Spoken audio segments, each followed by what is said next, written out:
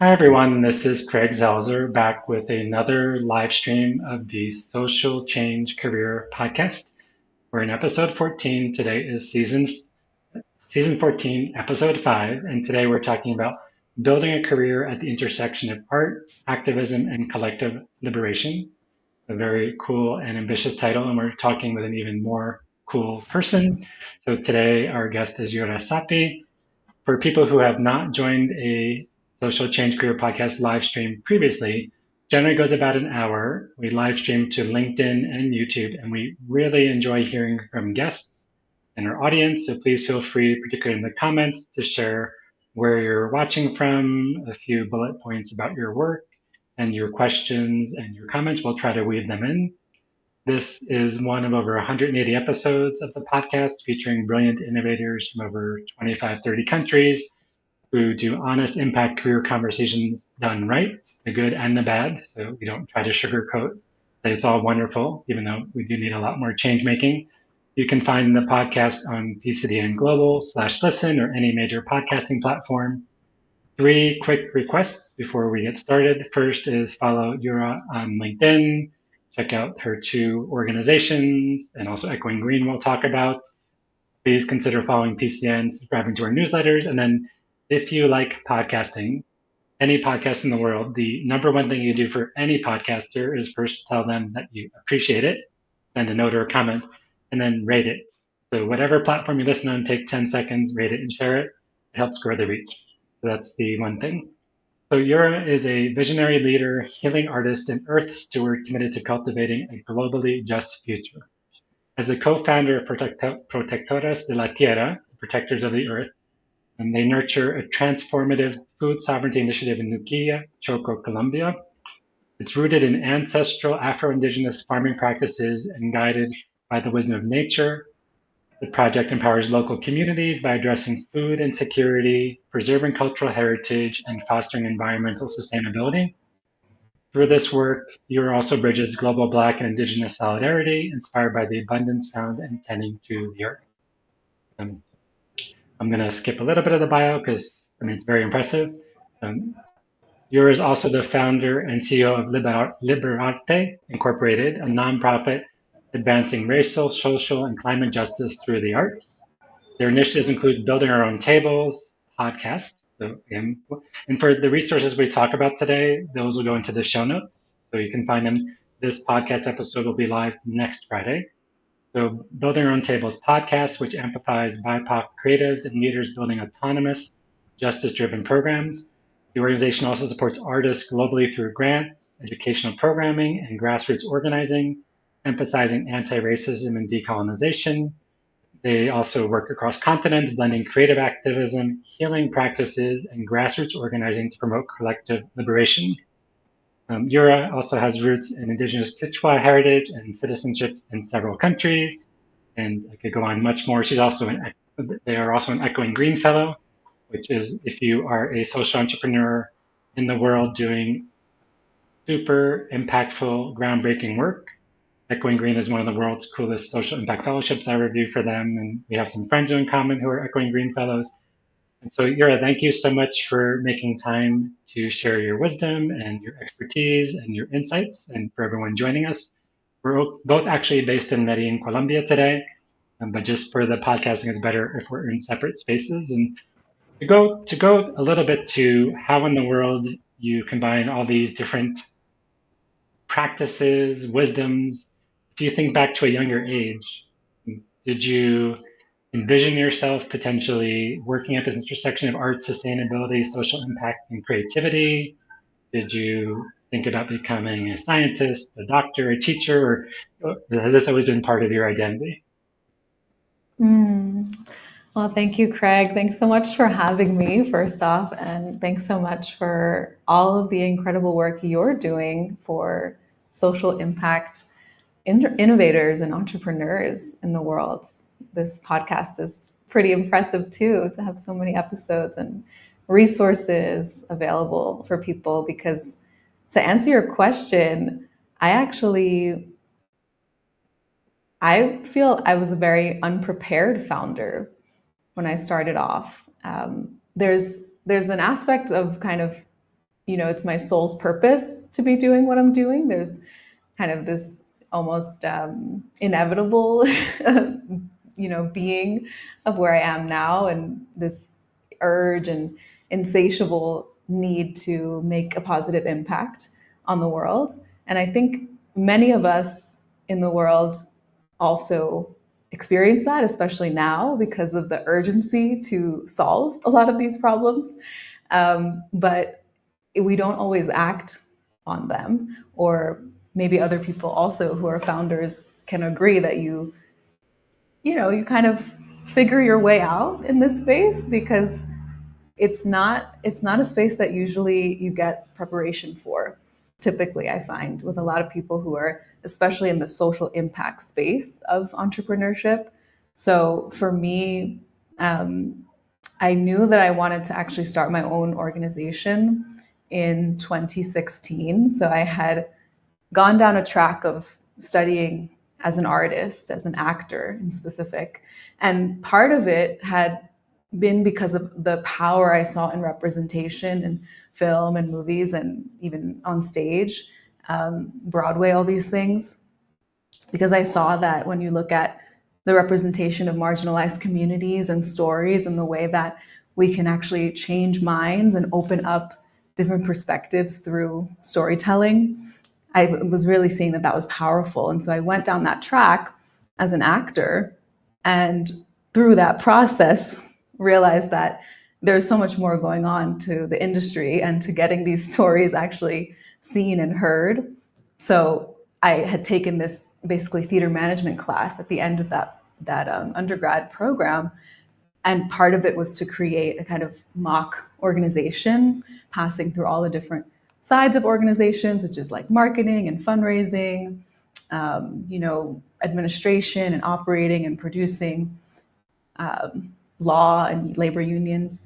And through that, I kind of was like, there's something here for me. I think this is a role. So, in this idea of kind of wanting to be more prepared, I decided to go to graduate school for an MFA in performing arts management. So kind of get some more of the business side of things. And even through that program, I was still not fully prepared to be a founder, because a lot of these programs are teaching you how to be in a job, work in this current system that exists, basically. And so, lo and behold, I've succeeded in that whole process, because I ended up working as a diversity inclusion coordinator at this big labor union for actors and stage managers in the middle of Times Square in New York. But I still wasn't feeling like I was doing what I'm meant to be doing, in terms of feeling like I have ideas, I have solutions for problems in the world, but I'm not fully acting on them.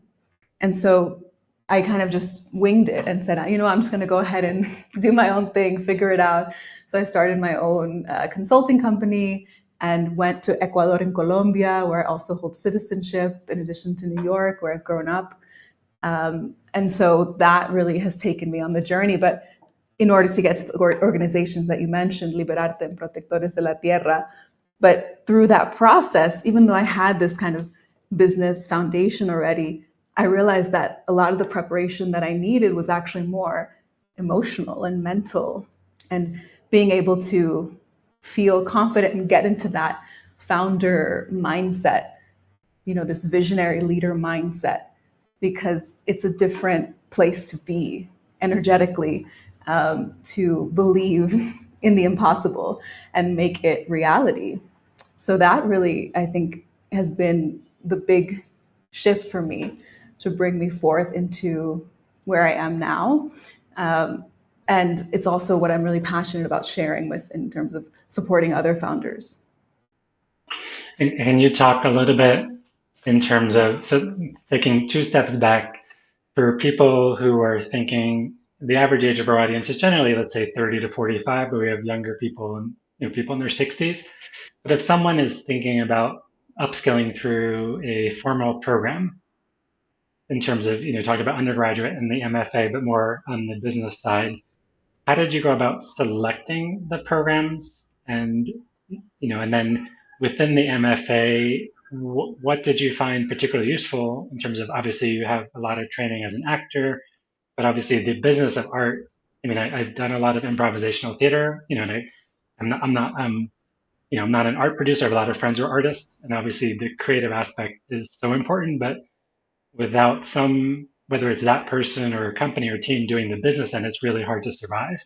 So can you just talk a little bit about, like, even before you launched your own things, that what you learned in grad school, your suggestions for others if they explore it, and that kind of Mhm. combination of business acumen versus creativity, and how does that work in, let's say in your full-time employment before you went on your own? Yeah, so with that program, I chose it because I actually wanted to uh, go back to New York. I had studied in Boston undergrad, and I found it through a series of searching for arts related business management programs. And it ended up being the right fit in terms of what I was reading about what they talk about and how they share their vision for their alumni and also their values as an institution. And I also was interested in kind of coming back to the CUNY system, which is the City University of New York. So both my parents studied at CUNY, and I, yeah, I wanted to experience that. So I went to CUNY Brooklyn College, and because it can be a different space to be in than the private institution, in terms of some of the classmates you can have and the history as well. So I wanted to experience that as well. And then in terms of what I found really useful, so I think a lot of times when we are studying in whatever way, whatever subject, whether apprenticeship or through a formal, accredited program or through kind of a coaching experience, there are things that come through that don't necessarily click or make sense in the moment, and then later they'll come together and it makes sense to you. So for me, over the years, different things have been really helpful. And I would say right now, what was really helpful is just the understanding of the nonprofit arts space, which is really what allowed me to go ahead and start, my own nonprofit arts organization based out of New York, having a lot of the information of where I could go, people that know, and even contacts now that I can reach out to further develop some of the programs we're working on. So a lot of that too comes with, I would say, these programs, whether in university or coaching experiences, for example, or classes, courses that you take with people who are sharing their skills in your own time. A lot of times it ends up being the people that you are studying with, or the professors or the teachers and the network that they bring, that comes through for these types of experiences, more even than the actual content. But I will say, there was another step that I had to take in terms of the founder journey after that program, because I wanted to start my own organization. And I had a mentor from that program who actually said, just give it another year, keep trying in the 9 to 5 life. That's the vision of success. And I think that is a common story because, for me, my parents and my family, there's always been that understanding of, work at this company, work at a job, that's success. And so there's a lack of access to mentorship, role models, and even just the access to the entrepreneur lifestyle, and to other resources that will help you succeed in that way. So a lot of my journey after that, before starting the nonprofit, because there was a gap of time there, was actually doing a lot of the emotional mental work that I did through other coaching programs, through leadership coaching programs, and meditation training, and the ability to fully feel grounded and worthy, and like I'm, meant to be doing this, or really feeling confident in that I am supposed to be doing this and I'm the best person to be doing what I'm doing. So that also, I think, is something that is missing from a lot of these programs, the side of what it really takes emotionally and mentally to have that mindset as a founder. Amazing. And both my parents went to CUNY, my mother, Brooklyn College, and my dad, City College. So, yes, amazing Yeah. institutions. And I mostly went to public universities. I did my master's in a private one, but, you know, hooray for public education. And so just welcoming a few people. Welcome, Maura. And again, from all over, please keep letting us know where you're watching from, your questions and your comments. So one more question about the more traditional employment, then we'll move on into kind of the path beyond that. So you talked about working, at the heart of around Times Square, around equity and inclusion in acting. And so can you just Mhm. say a little bit about what that involved? So was it people who were already part of the union and trying to influence producers and others to build equity in? Or was it trying to get people to join? And just any data points of how you approached the issue of inclusion? Was it a data-driven thing saying the U.S. population is this percentage of whatever identity group, and let's say the producers or the actors are not representing that, or was it a financial argument? Particularly considering the way that DEI or the terminology, I mean, it's ridiculous. The attack on Mhm. this is like, this is the biggest threat to the world. It's the opposite. But just kind of what you learn from both the union perspective and the kind of the advocacy perspective and DEI in general. Yeah. Yeah, it's definitely an interesting topic, from an ex diversity inclusion coordinator. So, all of the above in terms of what we're covering to support, actors and stage managers.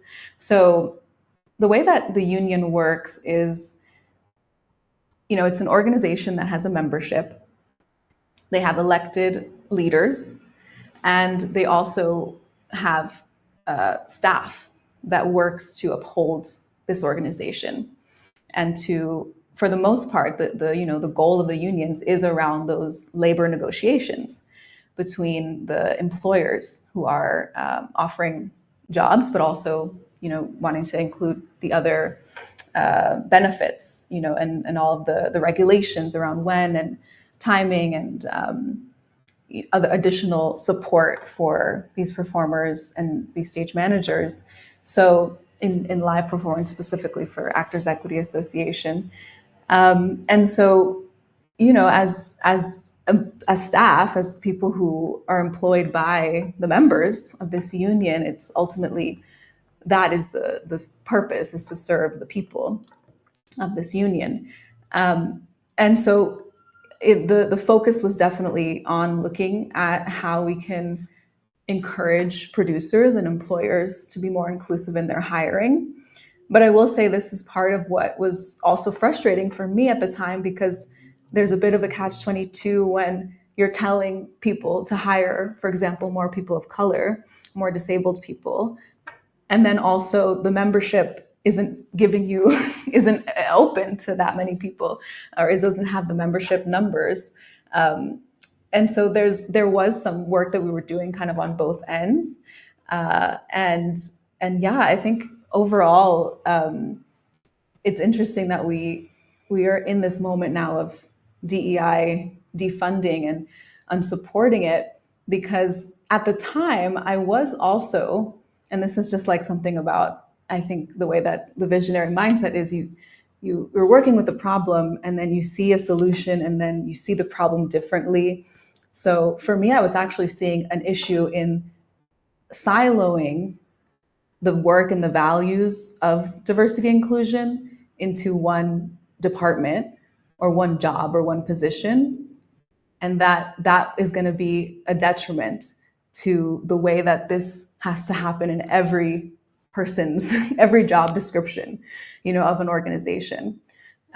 So that was actually something that I wanted to get away from. That actually, and this is, I think, also part of what some of the training that I've been through beyond grad school that is looking at anti-racism, specifically art equity, a program of facilitator training, of seeing how these values of inclusion, of equity, are embedded into the mission of the organization, so that everyone and everything that we do is coming out of this space, so that diversity inclusion is not just a side kind of thing. And I also see it as important to consider how, because I've done a lot of strategic planning consulting. So strategic planning in terms of prepping organizations to think about how we're going to focus for the next few years. And when we look at the difference between having these values and having these goals embedded into this is what we're doing for the next few years from that start core versus this is an additional program that we're adding on after the fact, after we've created the goals for the next 3 years, it's a very different impact that we can have, a very different perspective. And so I think that there actually is potential for a lot of growth in this sector, in this space, evolution.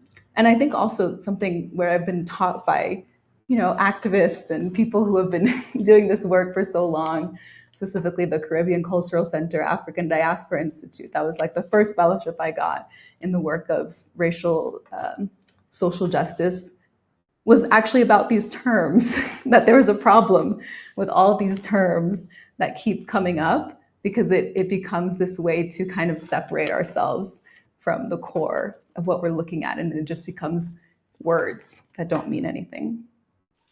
Thank you so much, and welcome, Brad, who's the Vice Rector of the University of the Arts in Guayaquil, Ecuador. If you two don't know each other, hopefully you can connect. It's a public university that's really built entirely around creative industries.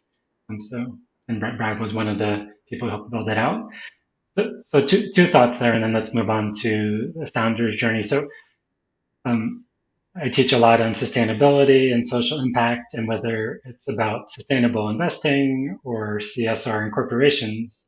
I 100% agree with what you're saying. If it's like a person or a couple of people who are designated as, oh, you're like the inclusion people or you're like the sustainability people, it's mostly window Mm-hmm. dressing. Not saying it's not meaningful, but it's mostly window dressing. And for an organization truly become inclusive and resilient and sustainable, whether including people, it's not just about extracting things. If it's filtered into operations and planning and hiring and employee well-being and stakeholder engagement, and it's not just a checkbox, Yeah. that's where really meaningful change comes in. It's so hard to do, particularly in large bureaucracies and larger organizations. And that's one of the things. So thinking about equity and inclusion, how do organizations build it and stay sustainable? And if you look, a lot of the jobs being cut now, I'm not just saying about the U.S., the devastation of U.S. government, a lot of private sector companies, partially because of political pressure and partially just because they want to make as much money as possible, the places that are often getting cut are the ones that are on sustainability or inclusion. And I don't have this is more impressionistic. I don't have all the data, but I'm seeing a lot of this, and Yeah. it's sad. So let's go. You've talked about fellowships, and I'm a huge proponent of fellowships. They changed my life. And a very Mm-hmm. quick story: I went to study in Hungary right after the end of the Cold War. Wound up spending a year, changed my life. Came back, I had this great mentor, because you talk about mentorship too. And this mentor's like, you should apply for a Fulbright. I'm like, no, that's for important people. And she was persistent. So I listened, and I was fortunate to get a Fulbright and then have had lots of other fellowships and have helped hundreds of people in fellowships. And I've also been rejected, you know, probably 90% of the time, 95% is part of the process. But you talked about your first fellowship. So can you just talk about either what you learned in the Caribbean community group in New York? What kind of fellowship was it? Or your reflection on fellowships in general? How do you find them? How do you be competitive? How do you decide what's worth applying to, what's not? Just anything about kind of, because fellowships, I think a lot of people, when they think about impact careers at any stage, for me, fellowships have been amazing because as long as I meet the interest of the donor or the implementer, like there's got to be the match. It's like it gives you resources to do whatever you want within a framework where you don't have to be doing a 9 to 5 job gives you credibility, gives you financial freedom. So just your thoughts on the Mhm. fellowship sector in general. Yeah, so, I think fellowship, the word can mean different things for different experiences, for different fellowships out there. So there are some that are, funded, well-funded fellowships to work on your project. There's some that are more of a gathering of similar people in your sector, to provide you with development and training that you might not get elsewhere, and access to other resources in the future. So I've done, a variety of these types of fellowships. And the first one I did, I was in the graduate program studying at Brooklyn College. And I did it with the Caribbean Cultural Center, African Diaspora Institute, CADI, in East Harlem. And I think it was actually interesting because it did start a trajectory of seeing the value of fellowships, of the information, the training that we can get outside of this formal university sector, the value of the perspectives that maybe aren't in the university side, for many different reasons. But that was part of it. I didn't have, professors of color in my in my graduate training program. And I was like, I think I'm missing something. I know I'm missing something by not having professors from that, experience that are in the arts as well. And so I knew that that was like a big thing. That was like when I learned about this fellowship, I think someone had recommended it to me. I said, this is something important for me. And then there was a deeper side to it because it was really looking at a lot of the history of Black Panthers and Young Lords in New York, especially as well, in the arts world, and the way that I got to learn about a history of the the social change that was work that was being done for many decades in the past in this particular industry. And that fellowship had a focus on preparing individuals to also join the arts workforce. So, it wasn't the founder specific, but like I said, it did give me a different perspective from what I was getting only in the university that I knew that I wanted.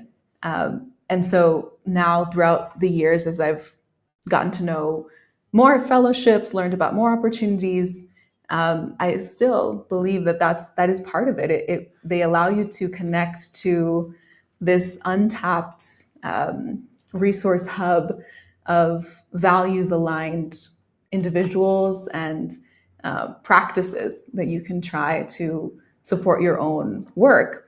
So now that I'm kind of in this fellowship space of founders of specific projects that these resources are offering to support you on, it's definitely opened up plenty of doors with Echoing Green.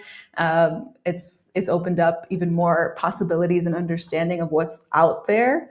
I think a lot of times when we have an idea for in the world, again, going back to this thing about not having the role models or the parents or the society that you've been kind of brought up in, you don't realize that there's actually so much out there in terms of what's possible, of you being able to continue this idea, of being supported, of there is enough money out there, there is enough resource out there to solve all of the problems that we are trying to solve. And so there's kind of an opening that has to happen for us to realize that we can do it. Um, Thank you so much. And again, for people watching, let us know where you're watching from, your resources and comments, and a bit about your work. So to get into some of the nuts and bolts, so you've talked about several times that you almost felt compelled, which I think as founders, there is, some of it is obsession, some of it's compulsion, but some of it's like something just pulls or pushes if you're open to it. So can you talk about like when you thought about addressing a challenge or building an organization, like what did you keep coming back to? Obviously with some obstacles, and then how did you actually make that decision, or was it made for you in terms of going from, let's say, more stable traditional employment. I mean, obviously, labor unions are working on the social justice end to then, okay, now it's time to do this. And your advice for others, because it's terrifying and exhilarating. So, like, did you have any funding? You had a board? Like, so just like both of those things, like, what did you come back to? And then how did you make that decision, in community or finally make the jump? Yeah. Yeah. So I think for me, the start of it has always been this knowing that there's something there for me in what we call today as the arts. Like I was saying, the power of storytelling, the power of the way that these gatherings, these experiences ignite something deeper within us. I think we can experience. We know that whatever strategies we've tried in terms of solving issues like climate injustice, racial injustice, social issues, they haven't fully worked because we're still dealing with the problems. And so for me, I feel that that's been part of what my life's calling has been bringing me to, is to really untapping the power of the arts in this role to bring people in, to help people reconnect with themselves when you experience a piece, to help people connect with others who are there with you, and to help also connect with the earth, which is why I love to do things outdoors. It connects to our farm as well, because there's something else that happens when we're actually experiencing art, and there's elements of the earth, animals, the wind, the ocean also present and also performing or spectating with us. So for me, that's kind of this movement that I'm building and supporting many others who also are aligned with this understanding, to keep going forward on how the power of this thing we called art today, which really, when we go back to kind of indigenous ancestral cultures, and everyone has them at some point in their lineage, it comes from this experience of ritual, of ceremony, of life. Um, and I think that's also why, for example, in Nuki, where we started the farm and where we do a lot of work with Liberarte in terms of supporting artists there, musicians there, it's all connected. You're an artist, you're a musician playing this traditional music of your lineage, and also you're a farmer and a fisherman, or you're able to weave baskets, and that's considered art, but it's also functional. And so I think when you understand that, remember that there's this kind of remembering that we're offering with Liberarte and the work that we do. And then so I think that that's kind of just something that's a core through line for me for everything that I do. And that's been kind of activated through many different projects that I've created, leading up to now having this nonprofit where we can create a lot of things and it's all under one umbrella.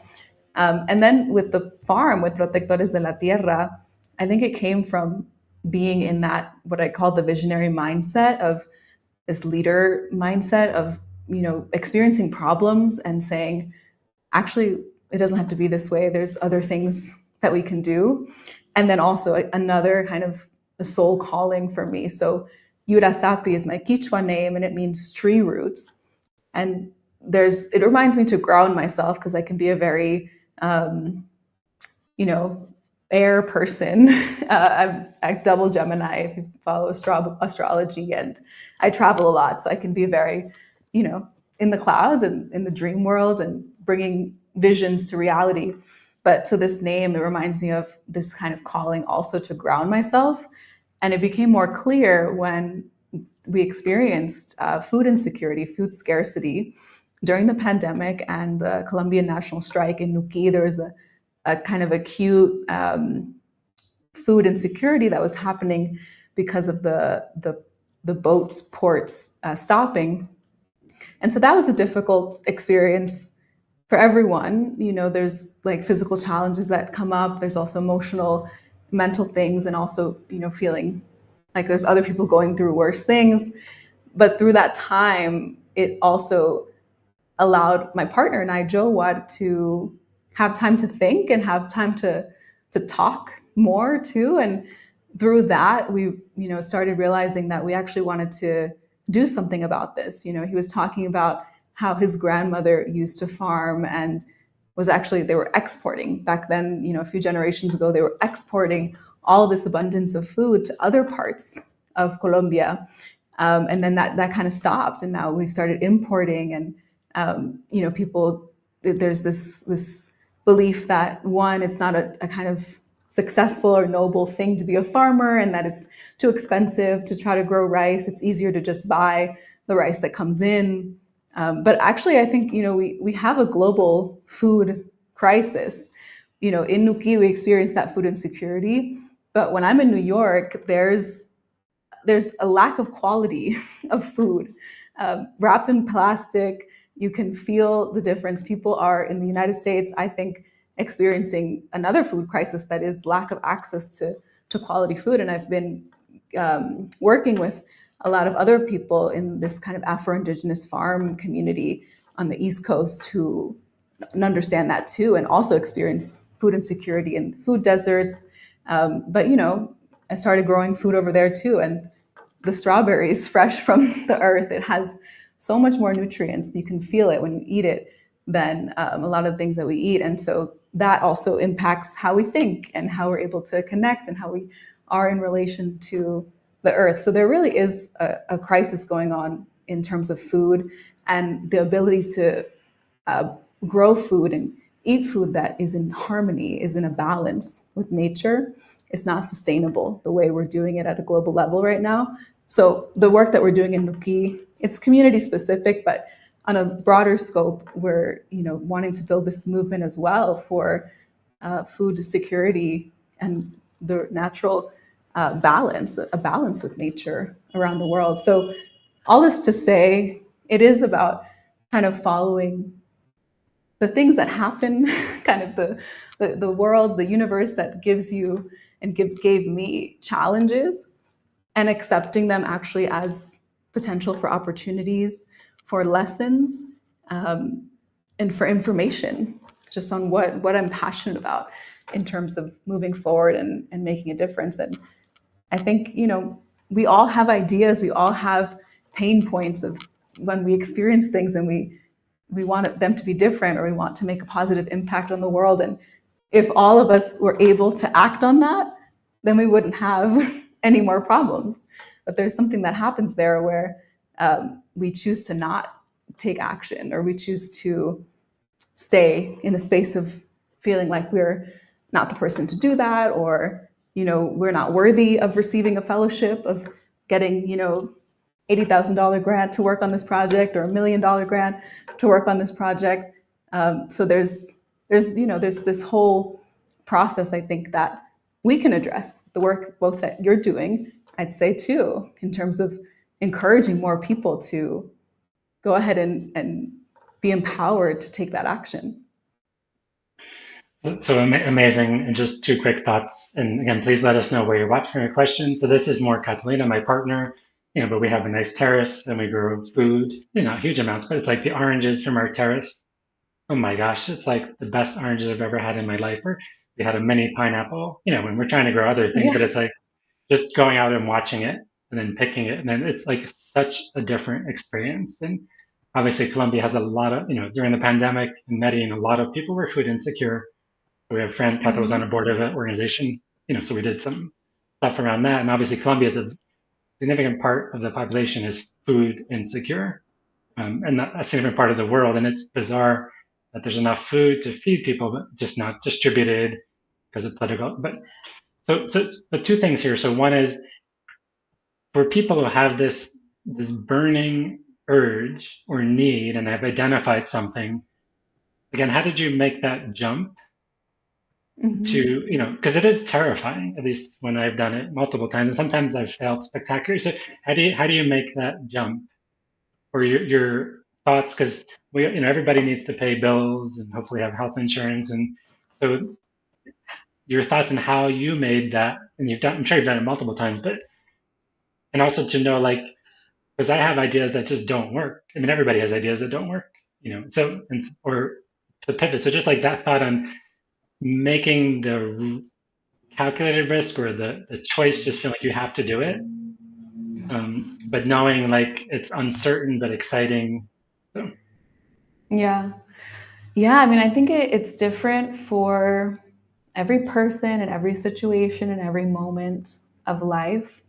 So for me, it was definitely uh, a need. The moment when I left the 9 to 5 that first time, um, it was a need that had to happen for my emotional, mental health as well.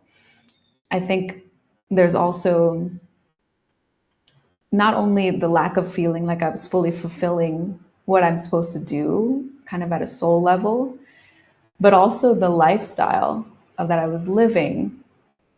New York, Manhattan, 9 to 5, just being a part of this.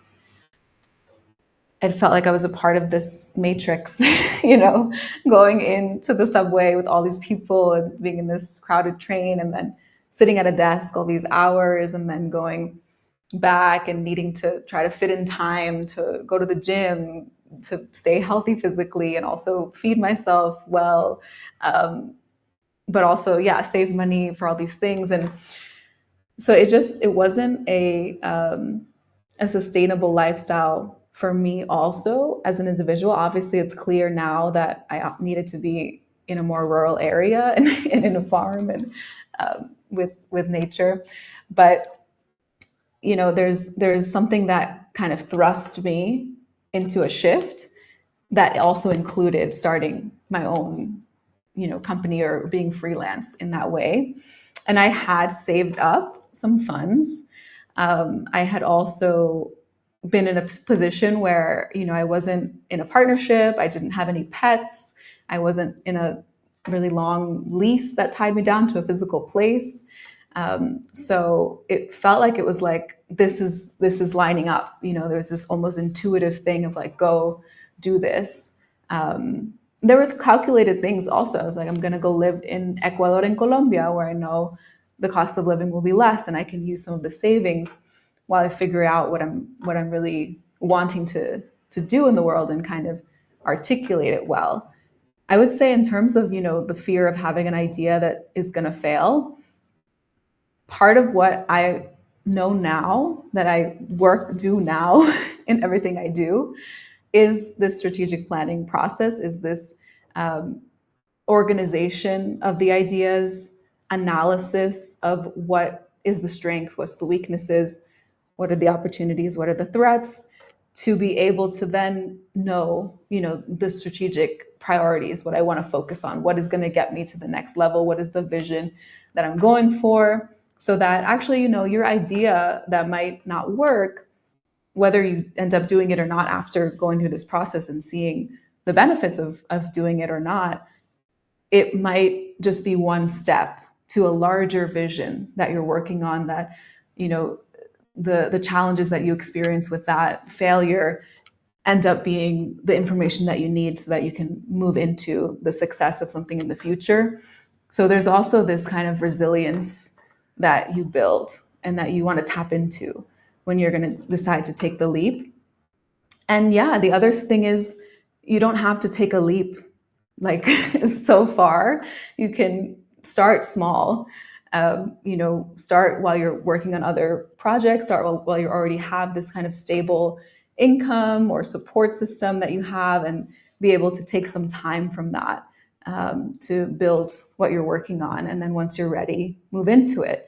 I would say the board of directors was a game changer for me when I had to go ahead and do that in order to incorporate it as a nonprofit. There's definitely this kind of letting go of it feeling like it's all on your shoulders. Um, not that it's that you don't have responsibility as the leader, as the CEO, as the founder, but that there's actually so much, so much that comes with being able to know that you need help and that you don't know everything, and that there's a way to share some of the weight of success with others. So whether that's a legal board of directors in a nonprofit situation where they also hold some of the fiduciary responsibility, the legal responsibility of maintaining a up to standards for whatever government you're in organization, or if it's more of an advisory board of people that you are asking to be supportive of you in an idea that you're working on, and then maybe one day they could be, a more legal board, or not, or they're really there for you for a specific project, and yeah, it ends up being something really beneficial to be able to bring in experts into your field. Thank you so much. And I mean, I've been on boards and had people on boards and advisory boards. And there's a friend I'm on his advisory board, and like we talk periodically, and it's like just, I mean, it's always you have to be realistic if you're asking people to be on boards too, because I've been on boards where people say, "Here's my X thousand-dollar check." I'm like, well, I can give $200, but I can give other ways, like but it's like mapping out what. But it's like if you pick if the organization has a good mission, you pick a or let's say coalesce. It just kind of shows up the right board. Like people are your allies, and obviously they can't wave a magic wand, but it's like people want you and the idea and the community to succeed, and they're often willing to invest time and resources. So a question Yeah. has come in from Bradley. Oops, sorry. Let me make this smaller because I couldn't get it to work the other way. Sorry that I'm blocking you. It's Oops, not trying to. Okay, now it's too small. One more try. Okay, so this is small, but Liberarte's work challenges the conventional boundaries of what the dominant art world and market recognizes art. How do you navigate that tension? And then what strengths have you found effective in expanding the conversation on what constitutes art and who gets to define it? Yes, that's a great question. Um, it's interesting because I do sometimes find myself in these spaces of what you were calling conventional art conferences or meetings or spaces. Um, but because I'm in those spaces, but then I also end up talking to people who are in line with my values. So it's actually, you might be surprised how many people are actually also in line with the way that you view things.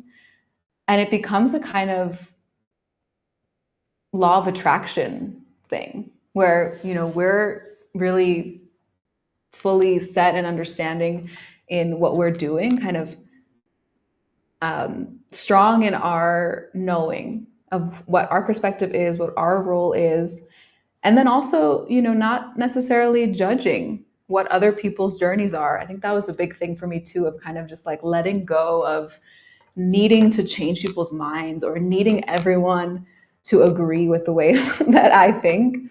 And actually just saying, this is what it is. This is who I am. This is what I believe in, what I experience, and what I know is helpful. And if that is resonating for you too, then come join on. And for me, that actually is the key, because what I feel is that it's untapping and it's awakening the type of art that I'm talking about. It's like indigenous, culturally specific, just ancestral way of experiencing art. It speaks to everyone because it's opening up your own lineage, your own memory. It's untapping this almost like coded part of our DNA where we're like, we forgot how to use that part of our humanity. We forgot how to speak to plants. We forgot how to exist in multiple dimensions and not have time be so linear. So when it's like it speaks for itself and it opens you up for itself. So it's actually become less of needing to force my way and more just inspiring, inviting, and that just kind of attracts people in. And then The second part of the question was, what was the second part again? Um, Kind of how has that opened up opportunities, for people to participate in art making, whether it's, getting financial support or just finding pathways that don't fit with at least some definitions of, art in museums or things like that. Yeah. Well, similarly, it's awakening a lot of people's um, own realization for the power of this type of work. So we just did this performance in Kansas City called Wind, and Maura, who was on earlier, also is a part of this piece, this Indigenous performance piece. And this piece was funded by a funder, and there's more opportunities for us to continue touring this piece. And it was about the wind, the lessons of the wind, Indigenous perspectives and dialogues around lessons of wind from different cultures from around the hemisphere. This understanding of North and South America, Abya, and so the responses we got from audiences when we performed this devised piece was this kind of multi-dimensional experience for people where everyone had a specific deeper understanding, whether they're connecting to the history of humanity, to the way in which you feel like you're in this ceremony, the way in which you are remembering how the wind can be a supportive force for us. So yeah, I mean, we had all kinds of responses. There were also people from Peru who, because I had performed a song in Quechua, and so they spoke Quechua, and so there was this whole other layer of being able to hear. I mean, it's a different sound, Quechua and Quechua, but it's similar. So hearing, your ancestral, your home language in Kansas City, Missouri. So overall, it ends up being the opportunities that come through end up similarly coming through because of the act of just sharing, the act of being able to say, this is what we're doing. And there's actually a lot of other people out there who are wanting to support. It can be actually pretty surprising how funders are also tapped in and tuned into some of these visionary strategies and mindsets, and the power of supporting a lot of these emerging works, experimental works. So, and it's interesting. It's like it's experimental and contemporary, but it's also ancestral and connected to this deeper source. So just one more kind of programmatic question, then we'll start to wrap up with a few things. So when you think about, most of us are accountable to multiple constituencies, obviously family, partners, community. If you're getting donations or investments, there is some accountability to the institutions or people providing the resources. I'm just curious whether it's with Protectores de la Tierra or de Arte, if you are getting funding, like what kind of metrics are you showing back to the donors in terms of, if they're providing resources, whether it's for travel or staffing or, housing or instruments or like what are you showing back to them, and any advice about doing it more creatively than just kind of, X number of people attended or, 10 Yeah. people came to a training on agriculture. Yeah. Well, definitely, there's different ways that different funders require some reporting, whether they do or don't. So there's kind of that baseline meeting what they're asking for, depending on if they ask for certain things. A specific report, they ask specific questions. There's also the side of so a funder maybe who doesn't do that, but what drives them and why they chose to support, and what kinds of information they want to hear to show success. But I would say one of my favorite ways to share their impact is the stories, right? It's the actual direct direct responses from audience members, from artists involved. And so we like to take videos.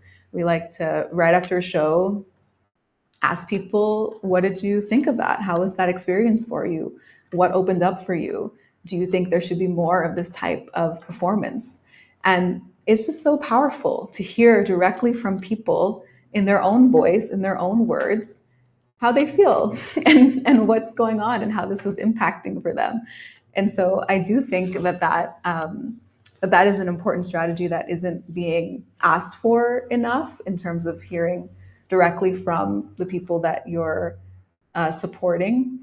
And this is actually something too that I've been inspired by Soulfire Farm, who's one of my mentors' organizations in all the work I do, because they talk about kind of decentralizing the founder or the CEO as like the main voice, where there's actually so many other voices in terms of being able to share impact, but also share the work about the work that we're doing.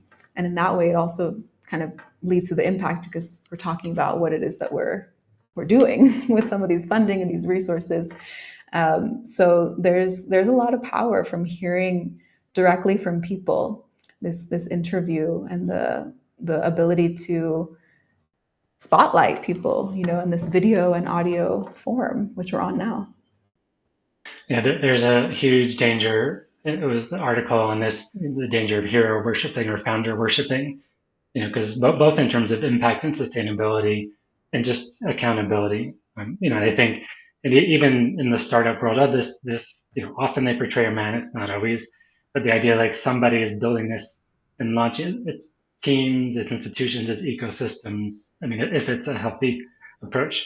So to start wrapping up with, so one is how can people engage with either of the organizations? What type of support do you need? I mean, do you take volunteers? Do you do trainings? Do you need funding? I mean, everybody could use funding, but what would be your one or two acts per organization if people are watching now or listening in the future? Yeah, well, I would say definitely follow, stay updated. We have a, mailing list, social media, all these things. And then because there's just so much growth coming, even in the next few months, in the next year. So I want to keep you updated. I want to stay in contact. And then there is something special that we're working on right now with Liberarte, which is called it's a journey, a course that we're doing in partnership with the Creative Disruptors Learning Collaborative, which is a global majority learning space. And it's called Strategic Planning for Visionary Leaders.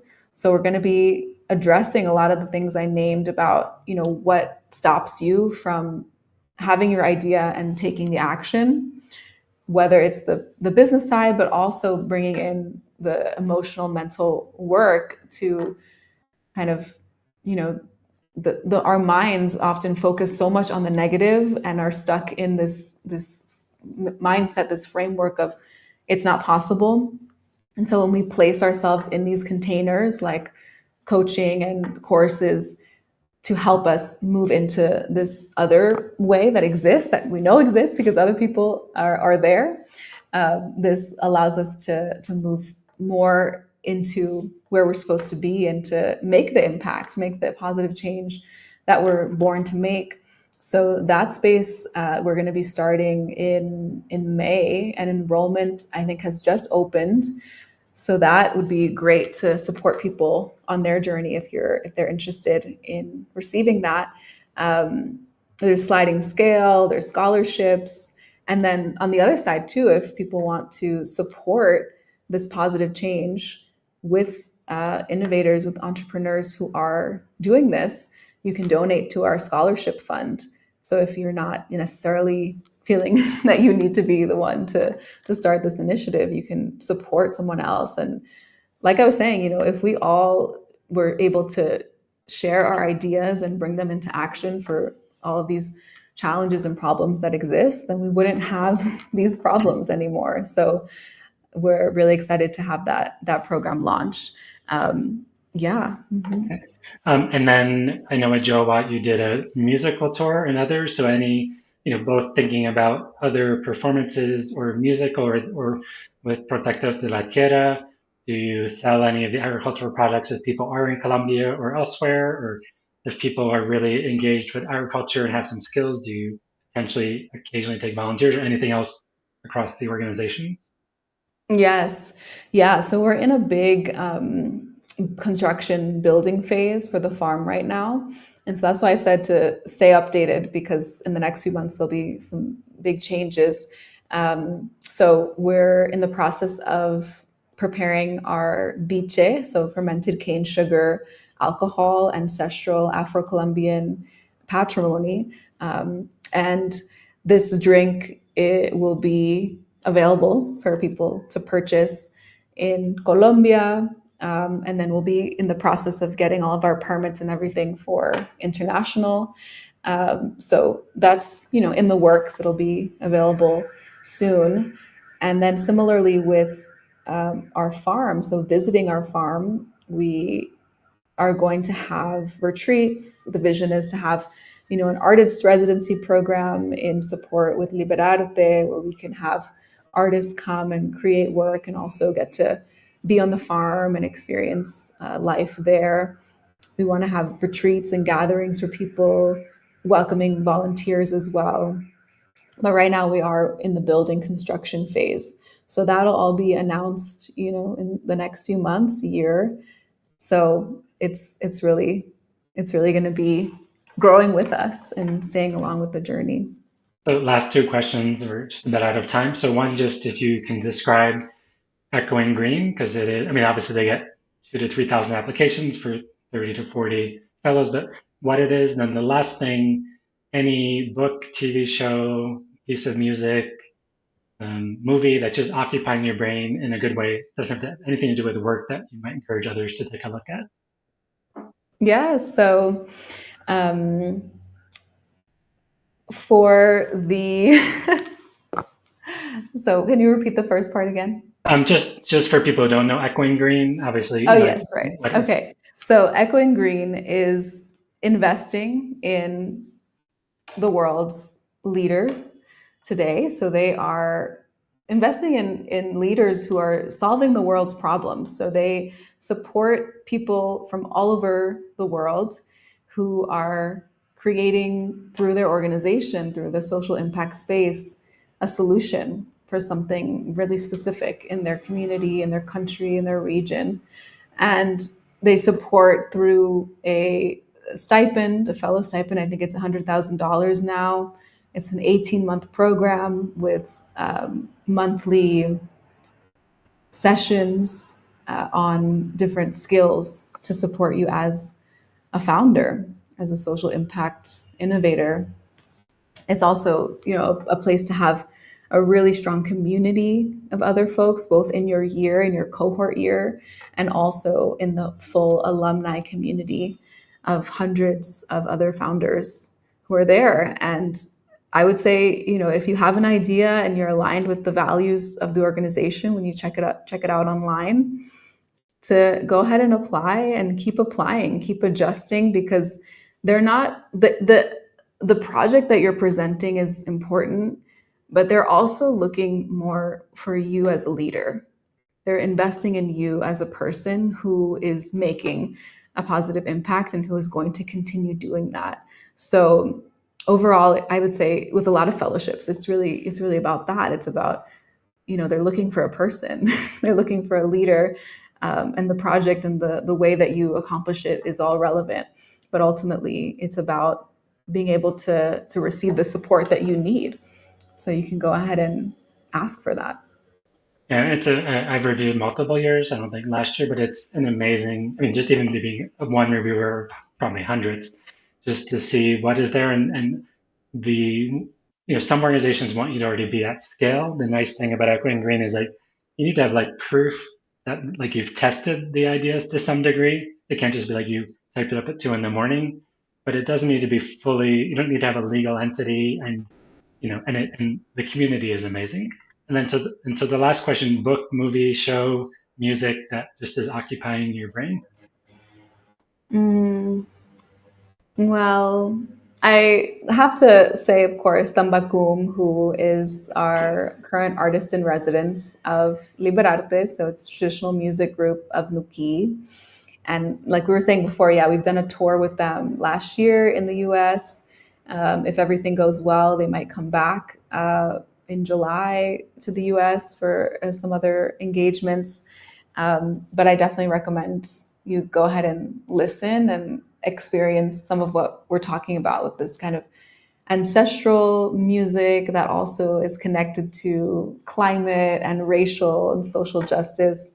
So they're a really great example of artists that are living our mission and vision.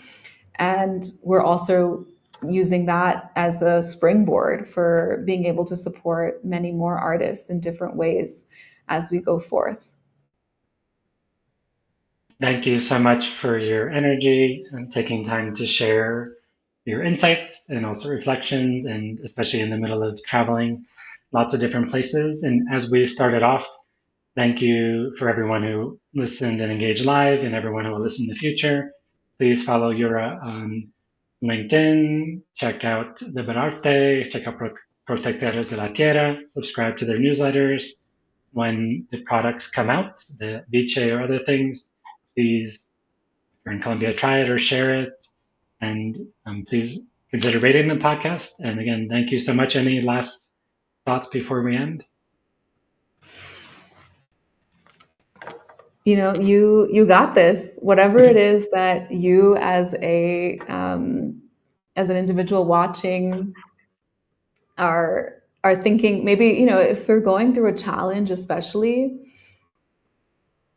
there's an opportunity to take that is kind of let go of whatever might be the buzz happening around you, what others are saying, what society is saying, what your past experiences have said, and try and tap into the possibility, the opportunity that this challenge could be the catalyst for something so much bigger that you've maybe been trying to create in your life.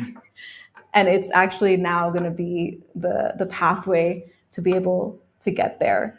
So keep on with the highest possible outcome. And, we're here for you if you need anything. Thank you so much. And again, all these resources will be in the show notes, so you can find them. And remind me of the name of your Watts group, Timbuktu. I've listened to it, I just remember the name. Yes, Tambakum. You can find them on Tambakum. Spotify, on YouTube. Yes. So Um, yeah, so we'll add those to the show TAM. notes.